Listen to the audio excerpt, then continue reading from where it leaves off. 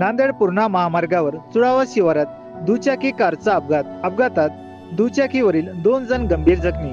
पूर्णा तालुक्यातील चुडावा शिवारात नांदेड पूर्णा महामार्गावर 4 चाकी क्रमांक MS26 CH 2033 नांदेडकडून पूर्णेच्या दिशेने जात असताना दुचाकी क्रमांक MS26 CC 6529 वरून दोघे जण नांदेड पूर्णा महामार्ग ओलांडून वसमत रस्त्याकडे जात असताना दुचाकी कारमध्ये अपघात झाला। यामध्ये दुचाकीवरील नरोजी रामजी येवले अंदाजे वय 55 वर्ष राहणार मार्कंड तालुका जिल्हा नांदेड आणि नारायण बाबूराव पुंड अंदाजे वय 33 वर्ष राहणार पिंपळगाव तालुका जिल्हा नांदेड हे दोघे जण गंभीर जखमी झाले। ही घटना आज शुक्रवार 17 जानेवारी रोजी दुपारी 1 वाजेच्या सुमारास घडली।